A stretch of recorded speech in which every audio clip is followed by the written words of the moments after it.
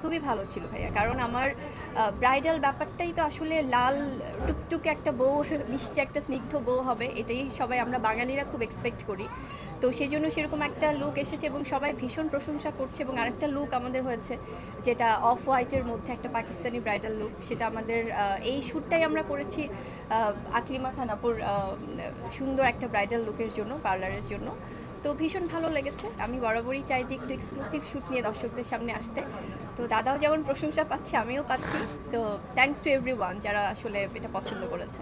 আপনার রূপের প্রশংসিত পাশাপাশি আরেকটা বিষয় হলো আপনার যে ওয়ারিস ছিল ওই ব্রাইডারটা, তাদের অনেক আলোচনা সমালোচনা হয়েছে ফ্যামিলির সাথে ঠিকঠাক মতো যাচ্ছে কিনা এই মডেলটা, আসলে সেই বিষয়টা নিয়ে কি বলবেন? এটা নিয়ে অনেক সমালোচনাও হয়েছে। আসলে হয় কি, সবসময় কিছু ডিফারেন্ট না করলে তো এটা নিয়ে কথাও হবে না। তো দেখা যায় যে আমরা আমাদের শ্যুটের সময় আমরা জানতাম যে এটা নিয়ে হয়তো বা অনেকে খুব পজিটিভভাবে নিবে, আবার হয়তো বা অনেকে একটু ভাববে যে একটু ডিফারেন্টভাবে আলোচনা করবে। তো এটাই হয়েছে। তো আমরা আমাদের মনে হয় যে আমাদের জায়গা থেকে আমাদের শ্যুটটা খুব সাকসেসফুল। আর হয় কি, আমরা যদি নতুনদের সাথে কাজ না করি, আমরা যারা বেশ কয়েক বছর হয়ে গেছে, আমার হয়তো বা 9-10 বছর একটা জার্নি, তো সেখানে আমরা যদি নতুনদের সাথে কাজ না করি, যদি একটু ডিফারেন্ট না লাগে, তো সেখানে আসলে চেঞ্জেস পাবে না দর্শকরা। তো ওইটাই আসলে করা হয়েছে, একটা এক্সপেরিমেন্টাল শ্যুট করা হয়েছে এবং আমরা সাকসেস যে সবাই এটা নিয়ে কথা বলছে। Thank you. যদি একটু কাজ প্রসঙ্গে আসি, আমরা জানি যে কয়েকদিন আগে ছিল আপনার ফিলিংয়ের কাজ আদরাদের সাথে, তার সাথে কয়েকটা সিনেমা করেছেন। এই গল্পটা নিয়ে যদি কিছু বলেন, শুটিং হলো আসলে এটা নিয়ে আসলে হয় কি, আমার বেশ কয়েকটা মুভির কাজ রেডি হয়ে আছে, যেগুলো হয়তো বা সামনে এক এক করে মুক্তি পাবে এবং আপনারা দেখতে পাবেন। কারণ আপনারাই তো আমার কাজগুলো দর্শকদের কাছে পৌঁছে দেন।